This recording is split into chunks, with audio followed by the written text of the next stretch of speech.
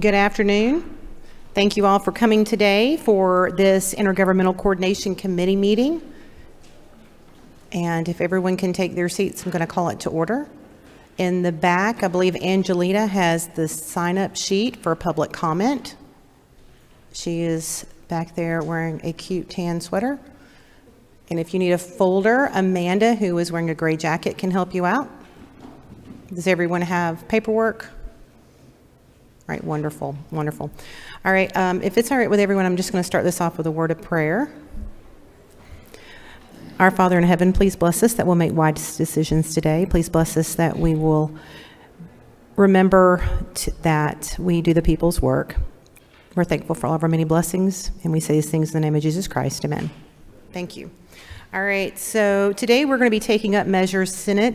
We're calling it to order, Senate Bill 333. And I'm looking at LC 472744S. And if Senator Clint Dixon could come up and present the bill to us. Thank you so much for coming today, Senator.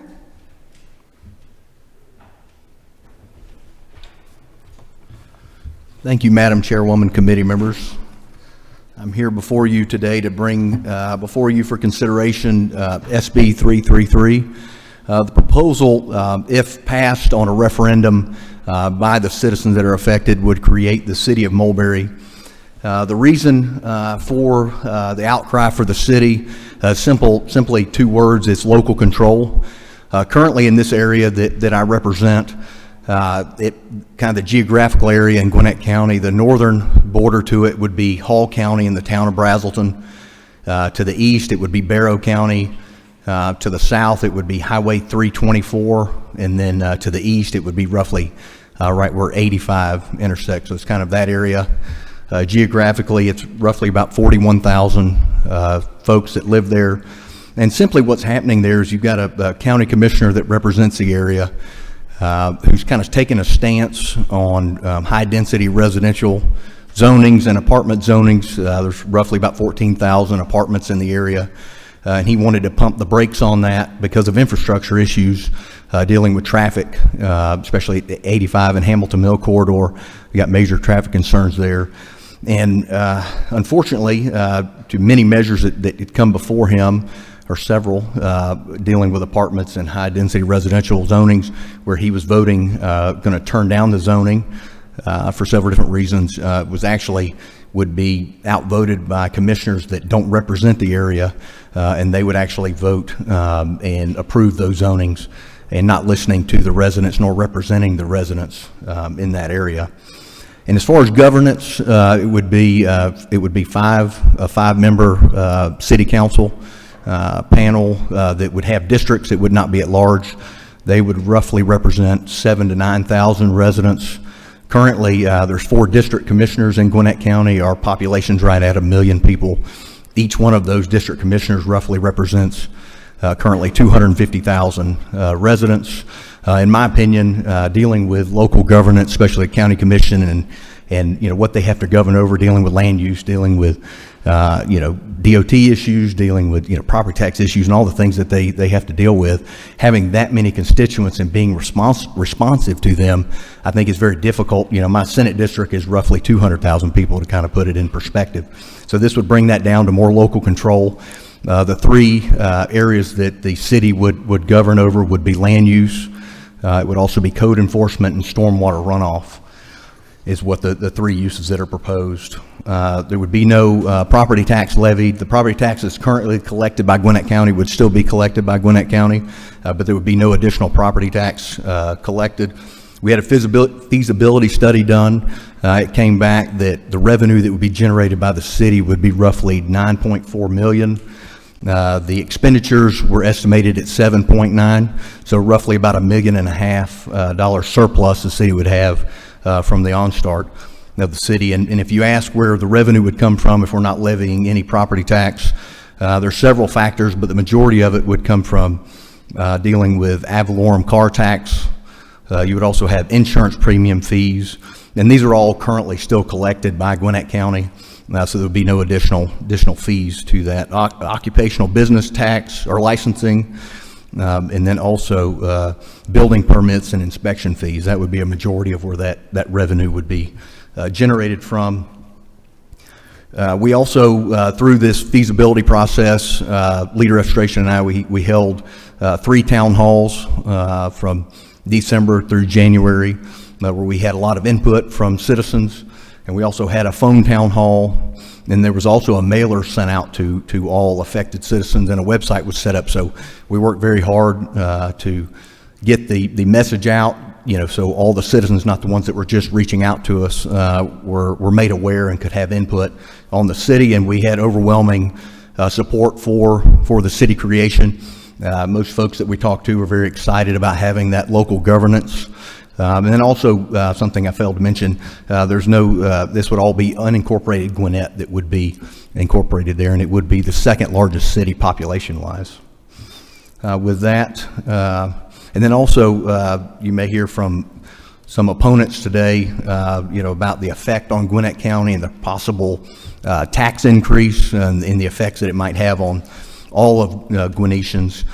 And I would like to say that these citizens would still be Gwinnetians even if the city is formed.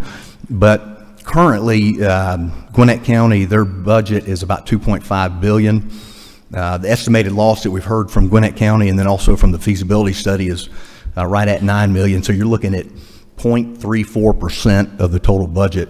And I would argue that that number will come down if the citizens decide to vote in the city or vote for the city, and it is formed and the city council is elected, and the mayor, then they would go through service delivery agreements with the county, where a lot of the services that aren't provided by the city, dealing with public safety, also road maintenance and other issues, the city would pay their fair share of that. So I think that number would come down ultimately. But Madam Chairwoman, I'd be happy to answer any questions.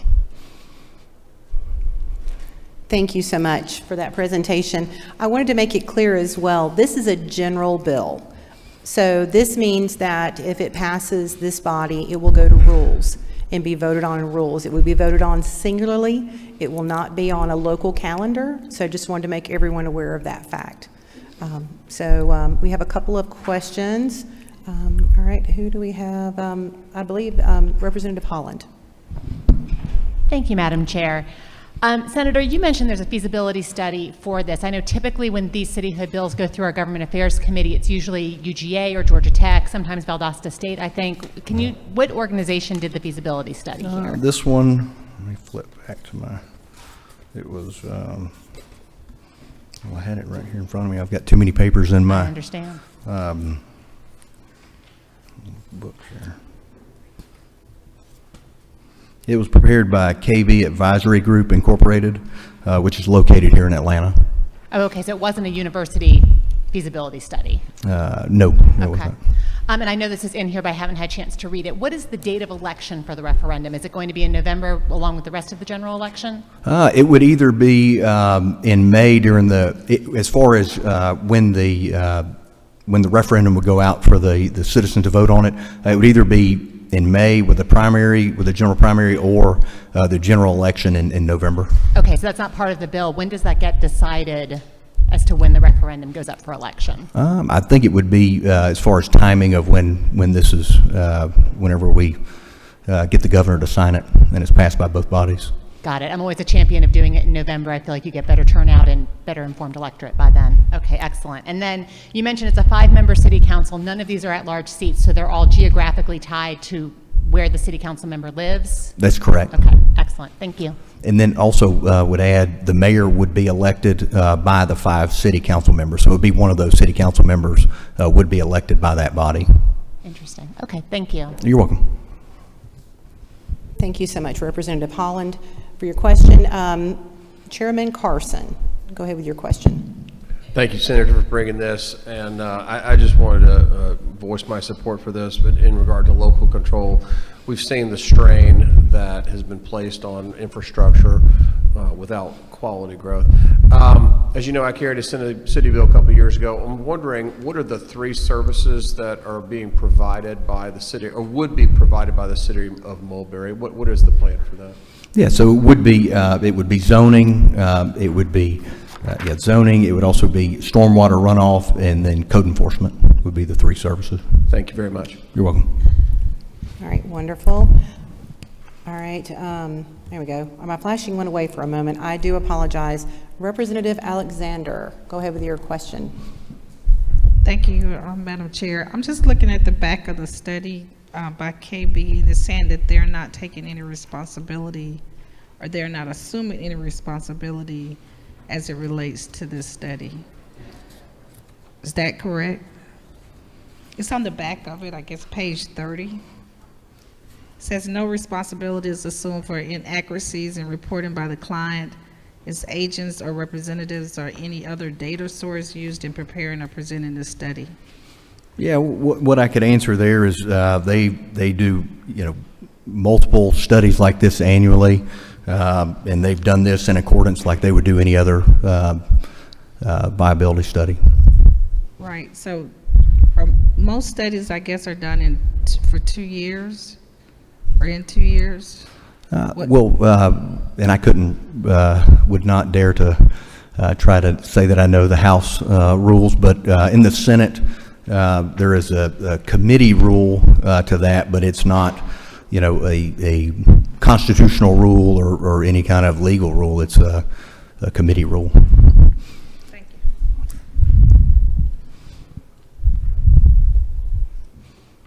All right, thank you so much, Representative Alexander. Let's see. Hang on a second. I believe we've got Vice Chairman Anderson. Go ahead. Thank you, Madam Chair. At the appropriate time, I'd like to make a motion. Thank you. If you can stand by for just a moment, appreciate that. All right, Representative Park. Thank you, Madam Chair. So, Senator Dixon, I had a few questions, if I may. Sure. On a few different issues. But first, with respect to local control, I certainly understand and support the ability of residents in this area to vote. But is it not true that a majority of the local delegation does not support this bill? No, I would argue, in the Senate, this whole geographical area, I'm the only senator that represents that area. As far as where the entire delegation stands, we never voted, so I don't know the will of the entire delegation. Senator Dixon, with respect to local control, is it not true that if this bill passes, or if there's a referendum that the people end up supporting this November, that the entire county would have to redo all 16 of its service delivery contracts with every single one of its cities, in which, if this bill passes, again, it would have a county-wide impact to the second largest county in the state of Georgia. Is that not true? I disagree with you, Representative. Not to say that they wouldn't have to change or go through those service delivery contracts, not disagreeing with you there, but as far as a county-wide impact, I mean, you're talking about a budget of $2.5 billion. The estimated impact from the county and the feasibility studies, $9 million. Once those service delivery contracts, if the citizens do choose and vote in favor of cityhood, they would have that negotiation with the county, and some of those costs actually would be recouped by the county dealing with public service, public safety rather, and dealing with DOT. So I believe that number comes down, which makes that impact less than 0.34% of the county budget. So I don't believe it will impact the entire county. So Mulberry would be the largest new city by population in Gwinnett County, is that correct? Second largest to Peachtree Corners. And you expect that would require less services from the county, not more? No, they currently serve those residents, and those residents would still be Gwinnett County citizens. Okay, so moving on to kind of the next kind of line. My understanding is that this is a city light proposal that would have been prohibited by pending legislation, bipartisan legislation today, that would have been prohibited by existing rules of the Governmental Affairs Committee, and in which one of our folks from Legislative Council, Jeff Lanier, a few years ago, published a memo saying that these sort of city-light proposals are unconstitutional in violation of the supplementary powers clause of the state constitution. And so, do you have any concerns with the potential unconstitutionality of this proposal, in which, if it does pass, and my understanding is that, you know, this says the city will not charge taxes, but that's essentially severed if this is litigated in court, would that not essentially result in additional taxes for these residents, in which, I mean, again, I'm concerned, one, with the unconstitutional nature of the proposal, and then two, in terms of additional taxes for residents. Do you not have any of those concerns with this proposal? Not at all. You know, I explain would why? argue that there's been several cities created in the same manner. Peachtree Corners was created. It's a vibrant, successful city. I would imagine that the city of Mulberry would follow that same path. And, you know, quite frankly, you know, if the citizens felt like they were getting represented as they should have, this would not even be an issue. But unfortunately, you've got commissioners that have not been elected by these people, do not represent these people, and they're imposing their will against the will of these citizens. And that's the reason for the formation, or the proposed formation of this city. Last question. Again, normally this cityhood process takes about 2 years to ensure that the county and the disruptive effect that this will have, again, on the second largest county in the state of Georgia, is mitigated, and so that both new residents have as accurate information as possible, and the county is actually able to conduct a academic based feasibility study. Why is there such a rush for this proposal when any sort of ongoing development proposals have otherwise been scaled back? So again, why the rush, especially if you want to ensure the success of this city as we move forward? I would go back to my previous statement that these citizens do not feel represented because their commissioner that they elected has taken a stance on certain zonings, and I'm not just talking about one case, there's been several, and commissioners in other parts of the county that have not been elected by these people, do not represent these people, are imposing their will against what these citizens want. So that is for the rush, but we have followed all procedures. Like I said, we've had 3 town halls, we had a phone town hall, we've done a mailer, we've got a website, we did a feasibility study, and it's, in regards to the county, you know, it's my understanding that once the citizens vote, if they choose to incorporate, then you would get those studies done by the county and completed by them, because they don't know the numbers until the city council and the mayor's elected, and then they have those service delivery negotiations. So I would think that, you know, we are moving quickly, but there's an urgent need for it. So 2 more questions, if I may.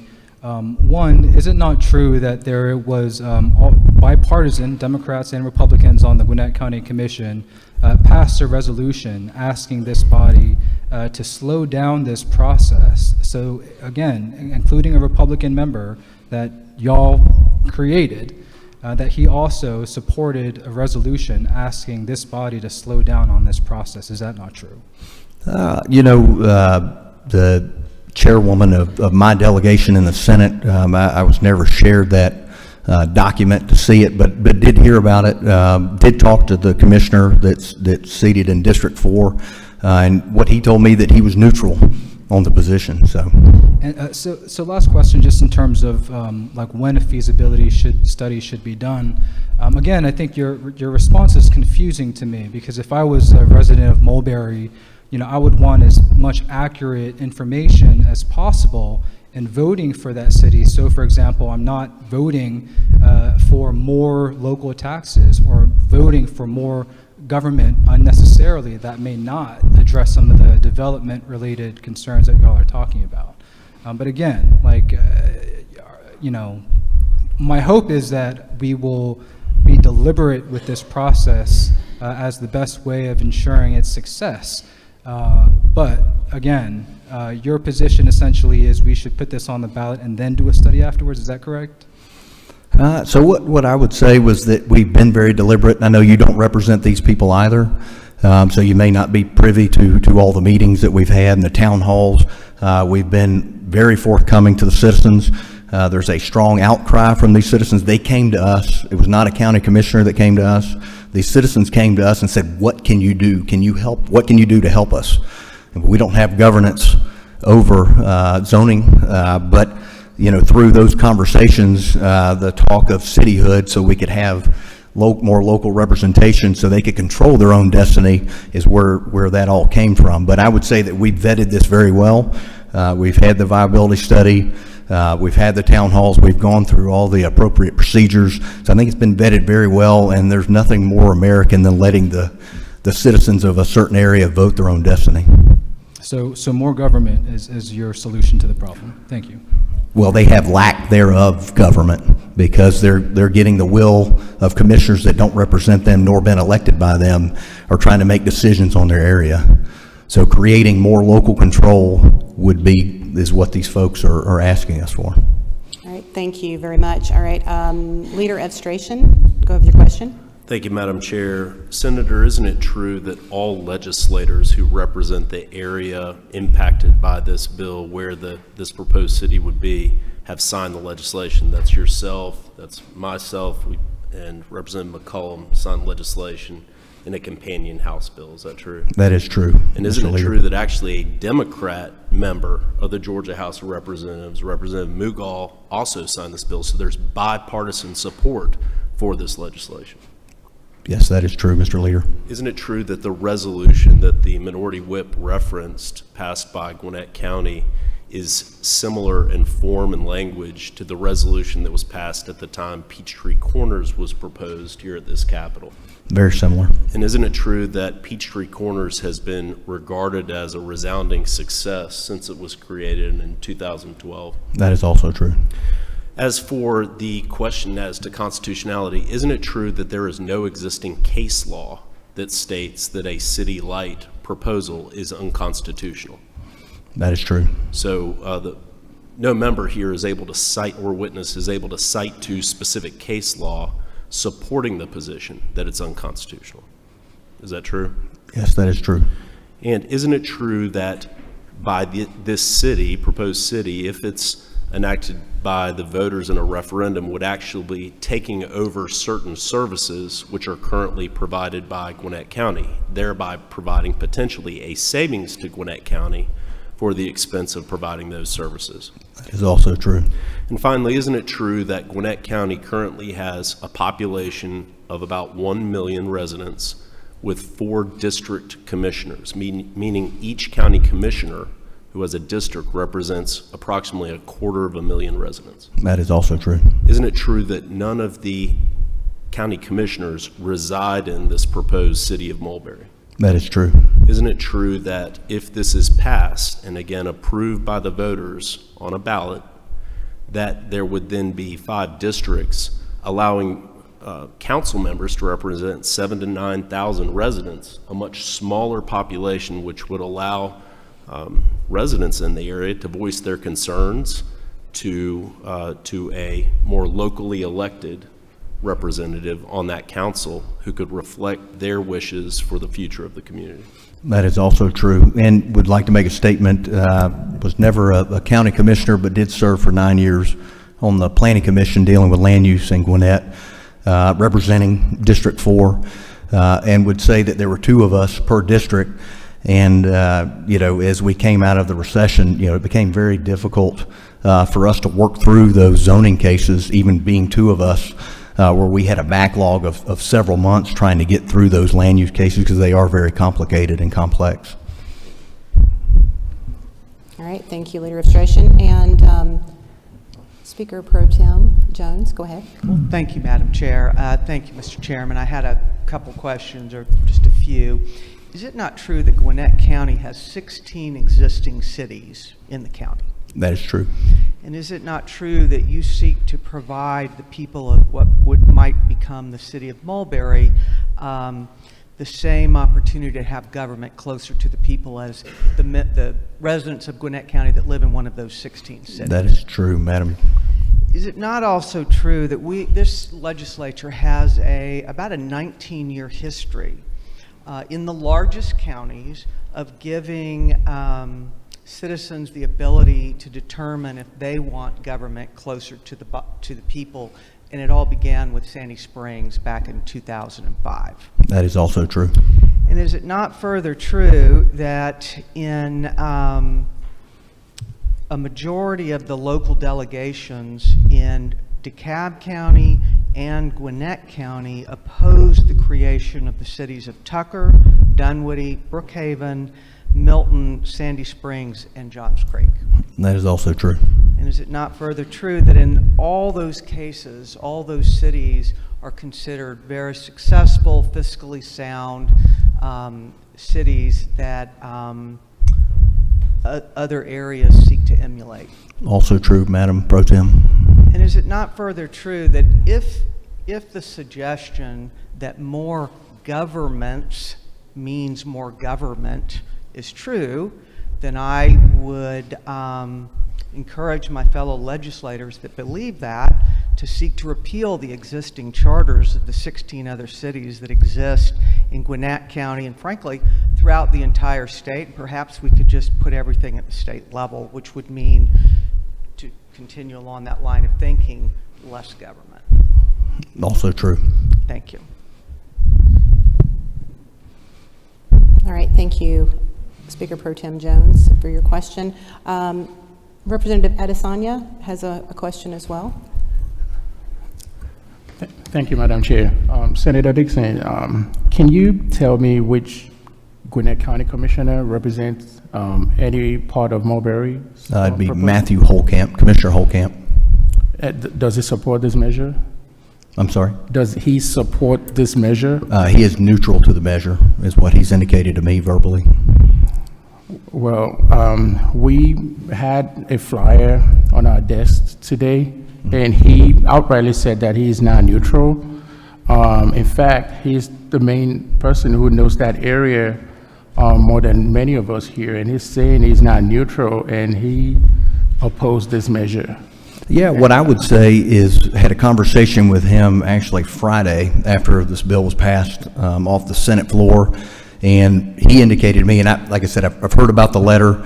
I haven't seen it. The chairwoman of the Senate delegation, I've not seen the letter, but he said that there were words put into his mouth by her and other legislators that he remains neutral to it. So you can't speak to the letter directly, but that's what he's told me verbally. Well, I would encourage you to check with that. And, Yeah, but I would also would like to say that I also represent these people, and while I do have great respect for Commissioner Holcamp, these folks have elected me and have had a huge outcry from them coming directly to myself and Leader Efstration, needing help and wanting representation in the area, especially dealing with zonings. So I'm hearing from my constituents, and I do represent all of these people. So I would say that I have heard from them. Thank you, Madam Chair. Thank you so much. All right, at this time, we do have 4 people who have signed up to speak for or against the bill. So, Senator, if you could take a break for a Thank you, moment. Madam We're going to Chairwoman. let them have public comment. We're going to limit our public comment because there are other activities happening in the building, and we have people that need to get to those activities. So our public comment is going to be limited to 15 minutes. So I encourage all of you to be kind and gracious to your fellow speakers. If you use 14 minutes, they get 1 left, so just be aware. So our first person is going to be, and forgive me, Mike. Thank you. I apologize. Thank you so much. And you are from the Gwinnett County Board of Commissioners, is that correct? Yes, Madam Chair. Are you a commissioner? I am not. I'm the county attorney Okay, for thank Gwinnett you. County. Thank you.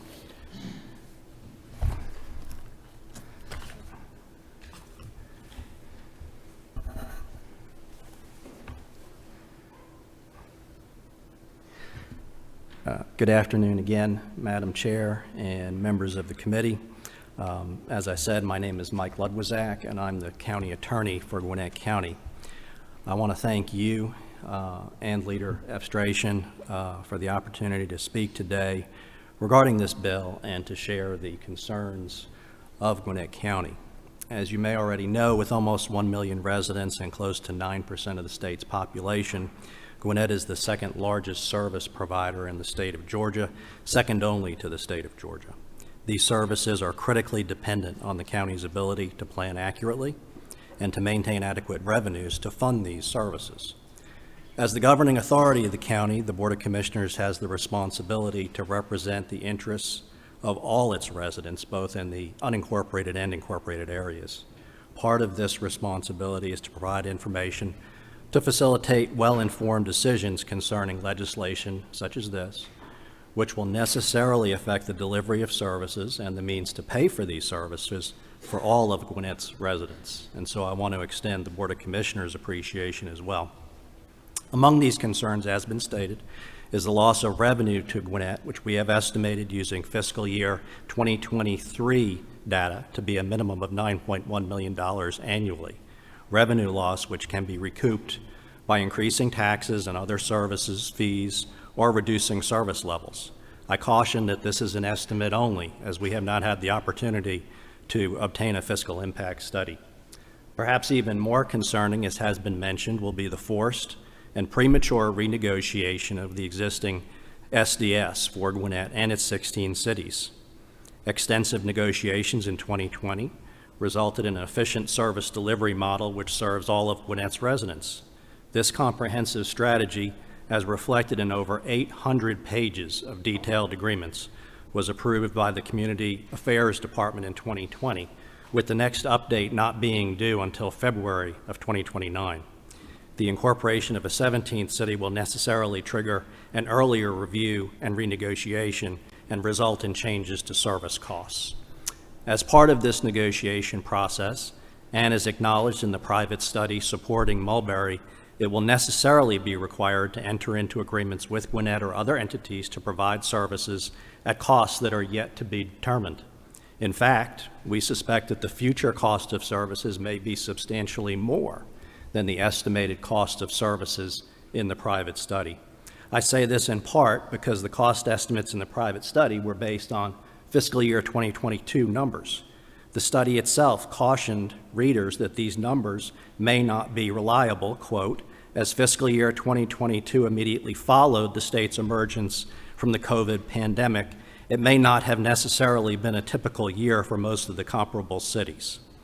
Given the unprecedented rate of inflation that we're all familiar with that has occurred over the past year, and that the future cost of services will ultimately be determined by agreements yet to be negotiated, the cost estimates in the private study can't be relied upon with any degree of certainty. In light of this concern, the prudent course of action for you to take would be to follow the customary two-session process for the incorporation of new cities, which would at least allow for your consideration of normalized fiscal year 2023 service cost numbers. Now, I know that the proposed city has been compared several times to Peachtree Corners. I'll discuss just one revenue source, occupation taxes, to show why this comparison ultimately fails. The private study states that Mulberry will be, quote, primarily a city of homeowners occupying single-family detached housing. Non-residential property will make up less than 5% of its total tax base, the smallest percentage of any city in Gwinnett. This contrasted residential Mulberry with, quote, commercially developed Peachtree Corners, which in fiscal year 2022 brought in almost $4 million in occupation taxes. By comparison, the private study cautiously states we believe it is possible that Mulberry could generate occupational taxes of roughly $1.05 million. This is about a quarter of what Peachtree Corners generated in 2022 occupation taxes. Even more concerning is that the county's estimate using normalized fiscal year 2023 numbers is less than half of this amount. This is just one example, and there are others, of why Mulberry cannot be compared to Peachtree Corners. In addition to these financial concerns, Gwinnett also has several legal concerns related to this legislation. It purports to create a so-called city light, one limited to providing only 3 services, and is prohibited from collecting property taxes to fund these services. The legislation provides that these restrictions may only be removed by way of another voter referendum. Put simply, these restrictions are legally unenforceable, as stated by this body's Office of Legislative Counsel in 2015, by the Senate Incorporation Study Committee in same year, and by the Carl Vinson Institute when it reviewed Peachtree Corners Charter in 2017. The Constitution expressly prohibits the General Assembly from limiting any such powers or services except by way of a general law that would apply statewide to all cities. These experts have all concluded that city-like charter provisions are unenforceable. The import of this is that regardless of this legislation's stated restrictions on services and property taxes, if Mulberry is incorporated, it will immediately have full legal authority to provide all services authorized by law, not just the three that are called out, to impose property taxes and utility franchise fees, and to do so without a voter referendum. This is why in 2015, the Senate Study Committee recommended prohibiting the city-like concept from being included in future legislation. It also recommended, quote, that language be inserted into charters containing a millage cap that clarifies that the caps can indeed be increased by a city council through its home rule powers and without voter approval. It's why in 2018, this body amended the charter of Peachtree Corners to remove similar unenforceable restrictions on services. And finally, it is why legislation has been introduced in this body to prohibit the creation of city lights. If Peachtree Corners is going to be held up as an exemplar for the incorporation of Mulberry, then as recommended by the Senate Study Committee and as recently legislated by this body for Peachtree Corners, these unenforceable provisions should first be amended and clarified. They should make absolutely clear to referendum voters that Mulberry will immediately have full legal authority to provide all services and impose property taxes, utility franchise fees without a voter referendum. This is Gwinnett County's request of you. It is also concerning that this legislation provides that if Mulberry is incorporated, Gwinnett will be prohibited from modifying zoning during the 2-year transition period, effectively enacting a moratorium on zoning until the city can assume responsibility.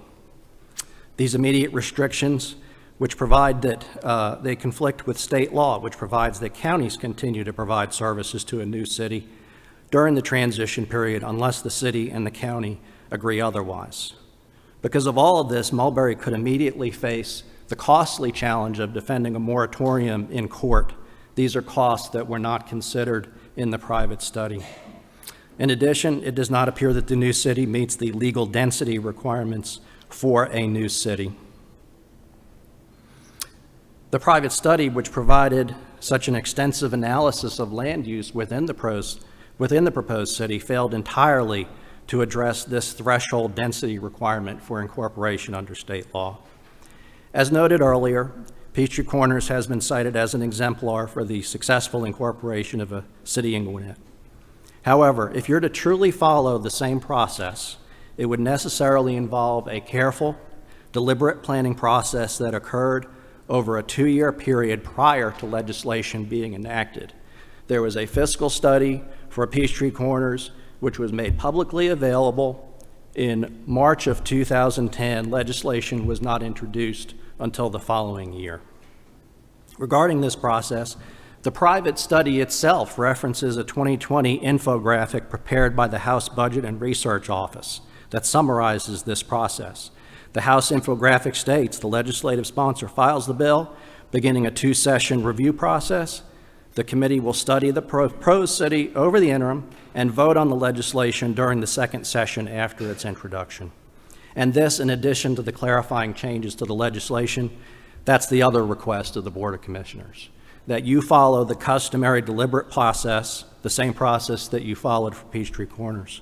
Allow the time necessary for the careful study and thoughtful deliberation that the proposed incorporation of what would immediately become the largest city in Gwinnett in terms of land area and the 2nd largest city in terms of population surely deserves.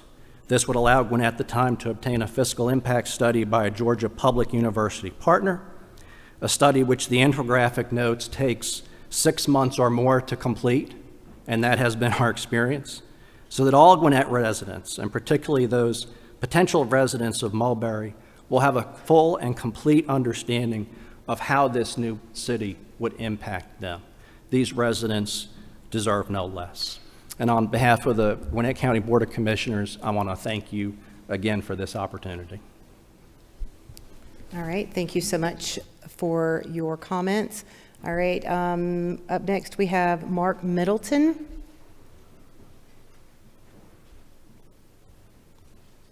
We graciously froze the time so you don't have to run. All right, sir, go ahead. My name is Mark Middleton. I'm here in my individual capacity. I'm a resident of Peachtree Corners from around 2000 until approximately 2020. I was involved with the creation of Peachtree Corners both as a volunteer in the effort to create the charter, and then also after we passed House Bill 896 that created the original charter, was involved with the campaign on the resolution. And I had an opportunity to participate in one of the recent town hall meetings that Leader F. Strachan, Senator Dixon, and others organized, and was asked to come up and just relay some of the things that I said that night in terms of the experience that I had. The citizens of Peachtree Corners at the time in question had the same concerns that were expressed by the citizens at that town hall meeting. They were concerned about land use. They were concerned about code enforcement, and they were looking. The folks in our area of the county just didn't feel like they were being well represented, and so what they chose to do was create the city. And just as was indicated, we did go through a very laborious process. But I would add that, that bill that passed that was a city light concept, it was created in that 2011 session after the work had been done on by the Carl Vinson Institute and the other work that had gone into it. So the other thing I would say is that regardless of what has happened subsequently, and I would agree with the leader, I'm unaware of any case law or any judicial action that has found the original city light concept to be unconstitutional. All the elements that were in that original charter are still the law in Peachtree Corners. They chose, as the gentleman from Gwinnett indicated, to move some of those those provisions over into the statute. But they did. One of the purposes in doing that is it also allowed them to add an additional provision into their ordinance that they didn't have before, which was making it mandatory that if they ever went beyond the 1% millage rate, that they would have to do a referendum, and that was not in the original charter. So, sometimes the law is designed to educate. I remember I'm looking at Representative Carson. A few years back, this legislature passed a bill in regard to cell phone usage in cars, and we all, there were questions about its enforceability. And yet, as you look around this room, everybody in this room knows that using a cell phone while you're driving your car is illegal. And in a similar way, the citizens of Peachtree Corners have received assurances, and they know that no one that gets elected to that city council in Peachtree Corners is going to raise their taxes. And they're going to, or either create a tax in our case. So as a citizen of Peachtree Corners, I've had a very positive experience with what happened. I hope that, and I understand, why the folks in Mulberry decided to do the same. So, Madam Chair, thank you for the opportunity to speak. Mr. Leader, thank you for the opportunity to let me participate. All right, thank you so much, Mr. Middleton, for taking your time to be here today. All right, we have less than a minute left. We have Representative Jasmine Clark and Representative Dewey McClain. I didn't know if one of you wanted to give the time to the other. It's hard, 30 seconds, that's kind of tough, I'm sorry. Well, I'll freeze them walking up. Yeah, we freeze them walking up, of course. I'm fair.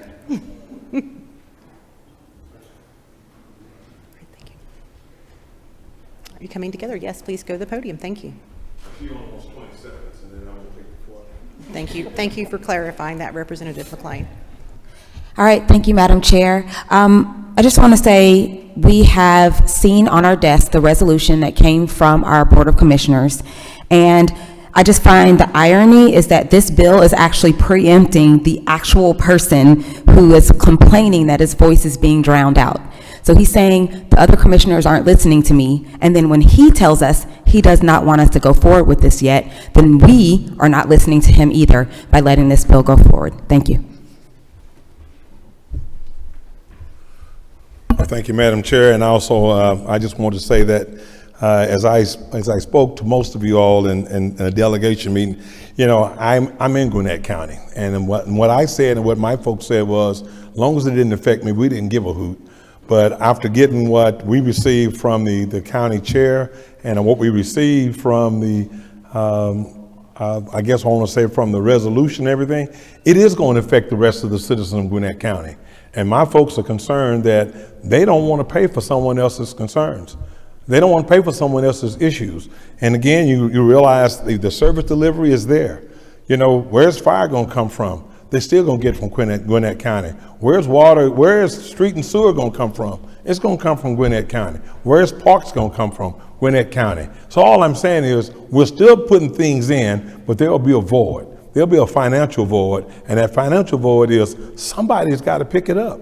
Somebody's got to pick it up, and the rest of the citizens of Gwinnett should not have to pick up for something else that somebody else wants. And again, the author of that resolution is the same commissioner that I put on your desk. And what you'll get soon is the feasibility study, which states in the back that the people who did the feasibility study, they will not take any responsibility for the study. It's just something that they wrote. I read from page 1 to page 27, and then I read the back page, and I felt like I shouldn't have read any of it. So thank you, Madam Chair, for allowing me this 40 seconds.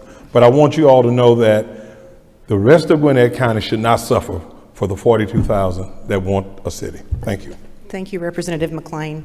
All right, Representative Lott, go ahead. I had a question just for the author, but I'll just kind of put it out there, and actually, if you don't mind, the leader may be able to answer this question. So I've just heard a couple of points made about the rest of Gwinnett County, and I just want to make sure, does this bill limit any other portion of unincorporated Gwinnett from incorporating themselves? No, this bill only sets out a certain portion of unincorporated Gwinnett County, not taking from any other existing city and not preventing residents in other parts of unincorporated Gwinnett from taking any other action. Thank you. Thank you, Representative Lott. Representative Brad Thomas, go ahead with your comment. Thank you, Madam Chairman. I just have a general comment. This comment, no responsibility assumed for inaccuracies in reporting by the client, its agents or representatives. This is typical boilerplate for anybody that provides this type of document. I have to do this pretty regularly myself. And it's basically just saying I can't be held responsible for bad information provided to me by the client. So, because I keep seeing this, you know, quoted over and over again, I just want a clarification on what that meant. That's all. Thank you. Thank you. And your expertise, Representative Thomas, what do you do professionally, if you'll share with us? I'm a licensed professional engineer. All right, thank you so much. All right, Representative Anderson. Thank you, Madam Chair. At this time, I'd like to motion do pass. Second. All right, we have a motion do pass in a second. Discussion. All right, Whip Park, go ahead. Madam Chair, I'd like to make a motion to table this bill so that there can be adequate time to study this matter to ensure its success. All right, thank you, but at this time, I'm not going to recognize your motion, but thank you for making it. All right, so we have a motion and a second. If we could have a raise of hands. If you're in favor, please raise your hand.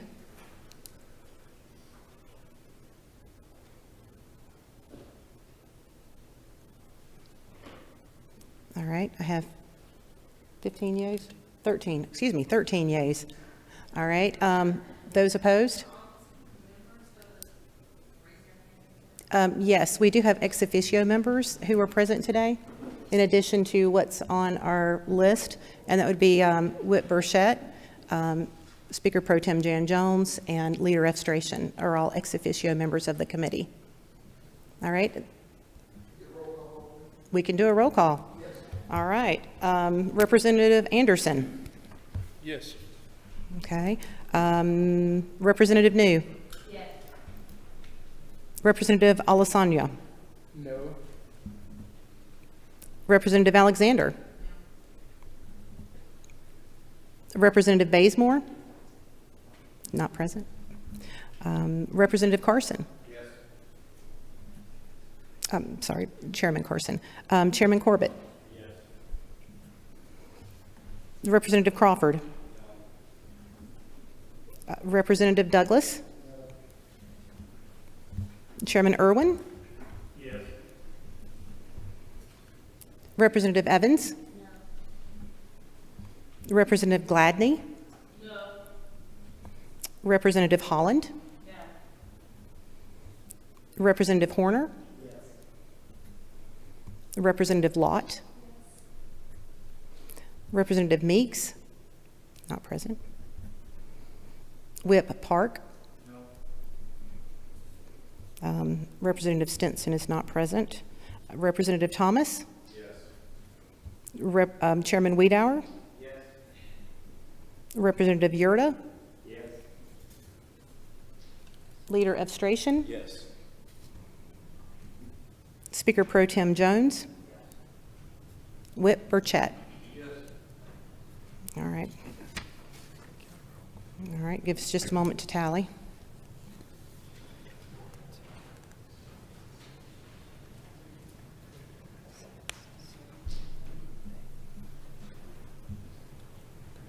All right, it's the same count. We have 13 yeas.